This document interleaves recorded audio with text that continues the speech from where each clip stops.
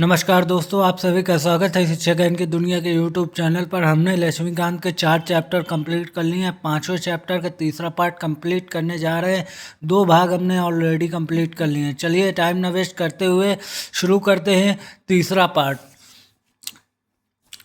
हमारा टॉपिक होगा केंद्र शासित प्रदेशों एवं राज्यों का उद्भव, देशी रियासतों का एकीकरण।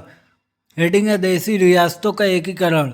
आज़ादी के समय भारत में राजनीतिक इकाइयों की दो श्रेणियां थी। ब्रिटिश प्रांत ब्रिटिश सरकार के शासन के अधीन और देशी रियासतों राजा के शासन के अधीन, लेकिन ब्रिटिश राजशाही से संबंध भारतीय स्वतंत्रता अधिनियम 1947 के अंतर्गत 2 स्वतंत्र एवं पृथक प्रभुत्व वाले देश भारत और पाकिस्तान का निर्माण किया गया है और देशी रियासतों को 3 विकल्प दिए गए हैं: भारत में शामिल हो, पाकिस्तान में शामिल हो या स्वतंत्र रहे। 552 देशी रियासतें भारत की भौगोलिक सीमा में थी। 549 भारत में शामिल हो गई और बची हुई 3 रियासतों हैदराबाद, जूनागढ़ और कश्मीर ने भारत में शामिल होने से इनकार कर दिया। यद्यपि कुछ समय बाद इन्हें भी भारत में मिला लिया गया। हैदराबाद को पुलिस कार्रवाई के द्वारा, जूनागढ़ को जमानत के द्वारा एवं कश्मीर को विलय पत्र के द्वारा भारत में शामिल कर लिया गया। 1950 में संविधान ने भारतीय संघ के राज्यों को 4 प्रकार या वर्गीकृत किया: भाग खा और भाग गा राज्य एवं भाग घा क्षेत्र। ये सभी संख्या में 29 थे। भाग का में वे राज्य थे जहां ब्रिटिश भारत में गवर्नर का शासन था। भाग खा में 9 राज्य विधानमंडल के साथ शाही शासन। भाग गा में ब्रिटिश भारत के मुख्य आयुक्त का शासन एवं कुछ में शाही शासन था। भाग गा में राज्य कुल 10 का केंद्रीकृत शासन था। अंडमान एवं निकोबार द्वीप को अकेले भाग घा क्षेत्र में रखा गया था। आगे देखते हैं। दूसरा,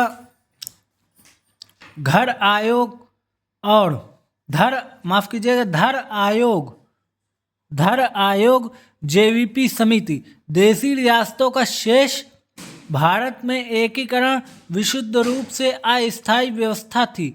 इस देश के विभिन्न भागों विशेष रूप से दक्षिण से मांग। ये तालिका 5.1, इसको हम बाद में देखेंगे। पहले हम घर आयोग और जेवीपी समिति को समझ लेते हैं। ठीक है, चलिए इसको समझने का प्रयास करते हैं, फिर से पढ़ेंगे इसको। देशी रियासतों का शेष भारत में एकीकरण विशुद्ध रूप से अस्थायी व्यवस्था थी। इस देश के विभिन्न भागों विशेष रूप से दक्षिण से मांग। आइए आगे देखते हैं क्या है। विशेष रूप से दक्षिण से मांग उठने लगी कि राज्यों का भाषा के आधार पर पुनर्गठन हो। जून 1948 में भारत सरकार ने एस.के. धर की अध्यक्षता में भाषाई प्रांत आयोग की नियुक्ति की। आयोग ने अपनी रिपोर्ट दिसंबर 1948 में पेश की। आयोग ने सिफारिश की कि राज्यों का पुनर्गठन भाषाई कारक की बजाय प्रशासनिक सुविधा के अनुसार होना चाहिए। इससे अत्यधिक असंतोष फैल गया। परिणाम स्वरूप कांग्रेस द्वारा दिसंबर 1948 में एक अन्य भाषाई प्रांत समिति का गठन किया गया। इसमें जवाहरलाल नेहरू, वल्लभ भाई पटेल और पटाभी सीतारामैया शामिल थे, जिसे जेवीपी समिति के रूप में जाना गया। इसने अपनी रिपोर्ट अप्रैल 1949 में पेश की और इस बात को औपचारिक रूप से स्वीकार किया कि राज्यों के पुनर्गठन का आधार भाषा होनी चाहिए। हालांकि अक्टूबर 1953 में भारत सरकार को भाषा के आधार पर पहले राज्य के गठन के लिए मजबूर होना पड़ा, जब मद्रास में तेलुगु भाषी क्षेत्रों को पृथक कर आंध्र प्रदेश का गठन किया गया। इसके लिए एक लंबा विरोध आंदोलन हुआ, जिसके अंतर्गत 56 दिनों की भूख हड़ताल के बाद एक कांग्रेसी कार्यकर्ता पुट्टी श्रीरामुलु का निधन हो गया। फजल अली आयोग देखेंगे उससे पहले अगर आप चैनल पे नए हैं चैनल को सब्सक्राइब कीजिए, जहाँ तक रीच हो वहाँ तक शेयर कर दीजिए। चलिए शुरू करते हैं अब फजल अली आयोग, जो कि बहुत ही महत्वपूर्ण है। हम लास्ट में बहुत ही महत्वपूर्ण टॉपिक देखने वाले हैं, कृपया करके लास्ट तक जरूर बने रहिए। चलिए देखते हैं फजल अली आयोग। आंध्र प्रदेश के निर्माण से अन्य क्षेत्रों से भी भाषा के आधार पर राज्य बनाने की मांग उठने लगी। इसके कारण भारत सरकार को दिसंबर 1953 में एक 3 सदस्यीय राज्य पुनर्गठन आयोग फजल अली की अध्यक्षता में गठित करने के लिए विवश होना पड़ा। इसके अन्य 2 सदस्य थे के एम पडिक्कर और HN कुंजारू। इसने अपनी रिपोर्ट 1955 में पेश की और इस बात को व्यापक रूप से स्वीकार किया कि राज्यों के पुनर्गठन में भाषा को मुख्य आधार बनाया जाना चाहिए, लेकिन इसने एक राज्य एक भाषा के सिद्धांत को अस्वीकार कर दिया। इसका मत था कि किसी राजनीतिक इकाई के पुनर्निर्धारण में भारत की एकता और प्रमुखता दी जानी चाहिए। समिति ने किसी राज्य पुनर्गठन आयोग के लिए 4 बड़े कारकों की पहचान की। आइए इसको देखते हैं। ये बहुत ही महत्वपूर्ण है, जो हम मेंस की दृष्टि से या प्रीलिम्स में इसमें से क्वेश्चन जरूर बनेगा, ये मान के चलिएगा। आप लोग ध्यान से सुनिएगा और एक बार लक्ष्मीकांत की किताब को रिवाइज कर लीजिएगा, 5वें चैप्टर को, जो मैं पढ़ रहा हूँ या पढ़ा रहा हूँ। साथ पढ़ेंगे तभी आगे बढ़ेंगे। चलिए आगे देखते हैं 4 बड़े कारक कौन से हैं। उससे पहले अगर आप चैनल पर नए हैं चैनल का सब्सक्राइब करिए। चलिए देखते हैं टाइम न वेस्ट करते हुए। पहला पॉइंट, देश की एकता एवं सुरक्षा की अनुरक्षण एवं संरक्षण।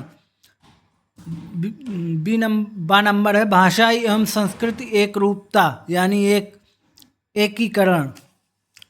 वित्तीय, आर्थिक एवं प्रशासनिक तर्क भी हैं इसमें। चलिए आगे देखेंगे 2 नंबर, प्रत्येक राज्य एवं पूरे देश में लोगों के कल्याण की योजना और इसके संवर्धन होना चाहिए। चलिए आगे देखते हैं। आयोग ने सलाह दी कि मूल संविधान के अंतर्गत 4 आयामी राज्यों और क्षेत्रों के वर्गीकरण को समाप्त किया जाए और 16 राज्यों एवं 3 केंद्र प्रशासित क्षेत्रों का निर्माण किया जाए। भारत सरकार ने बहुत कम परिवर्तनों के साथ इन सिफारिशों को स्वीकार कर लिया। राज्य पुनर्गठन अधिनियम 1956 एवं 7वें संविधान संशोधन अधिनियम 1956 के द्वारा भाग का एवं भाग खा के बीच की दूरी को समाप्त कर दिया गया और भाग गा को खत्म कर दिया गया। इनमें से कुछ को पड़ोसी राज्यों के साथ मिला दिया गया था तो कुछ को संघ शासित क्षेत्रों के तौर पर पुनः स्थापित किया गया। परिणाम स्वरूप 1 नवंबर 1956 को 14 राज्य एवं 6 केंद्र शासित प्रदेशों का गठन किया गया। ये आ सकता है वनडे एग्जाम तथा प्रीलिम्स के, इसमें घुमा के भी प्रश्न डाल सकता है प्रीलिम्स में। ठीक है, चलिए आगे देखते हैं क्या है। अगर आप चैनल पर नए हैं चैनल को सब्सक्राइब करिए। चलिए आगे। राज्य पुनर्गठन अधिनियम 1956 द्वारा कोचीन राज्य के त्रिवेणकोर तथा मद्रास राज्य के मालाबार तथा दक्षिण कन्नड़ के कसरगोडे को मिलाकर एक नया राज्य केरल स्थापित किया गया। इस अधिनियम ने हैदराबाद राज्य के तेलुगु भाषी क्षेत्रों को आंध्र राज्य में मिलाकर एक नए राज्य आंध्र प्रदेश की स्थापना की गई। ये बहुत ही महत्वपूर्ण जो मैंने अभी पढ़ लिया। ठीक है, इसको ध्यान से सुनिएगा, दोबारा रिपीट करके भी सुन लीजिएगा अगर नहीं समझ में आता है तो। उसी प्रकार मध्य भारत राज्य विंध्य प्रदेश राज्य को भोपाल राज्य को मिलाकर मध्य प्रदेश राज्य का सृजन हुआ।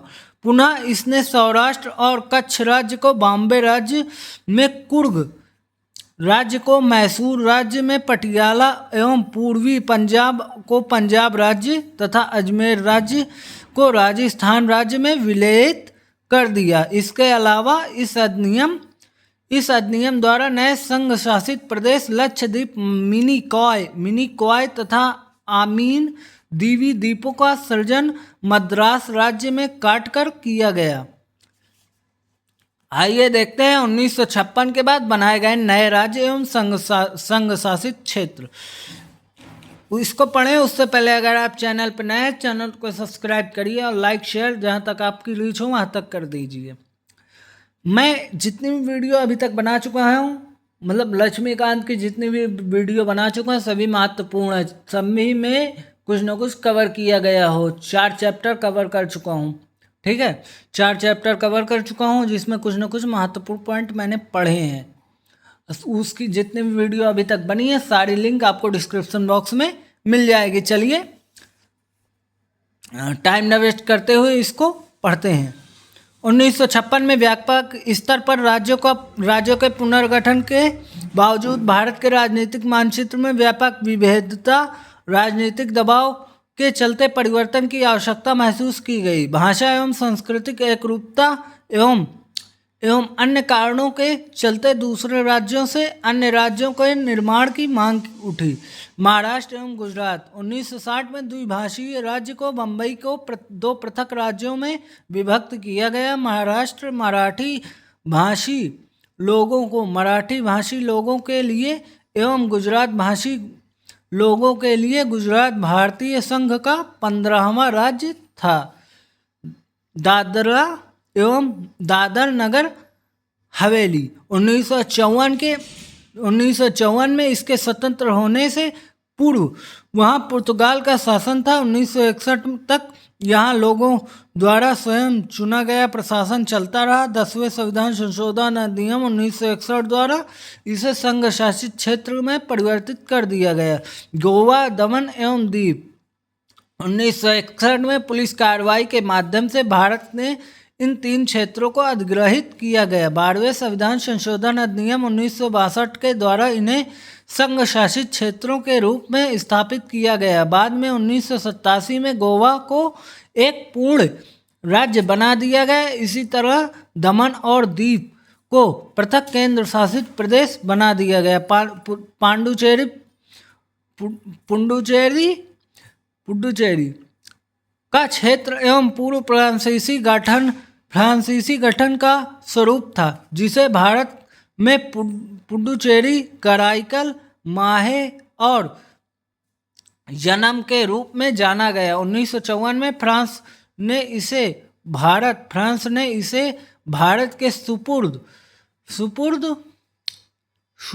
कर दिया। इस तरह 1962 तक इसका प्रशासन अधिग्रहित क्षेत्र की तरह चलता रहा।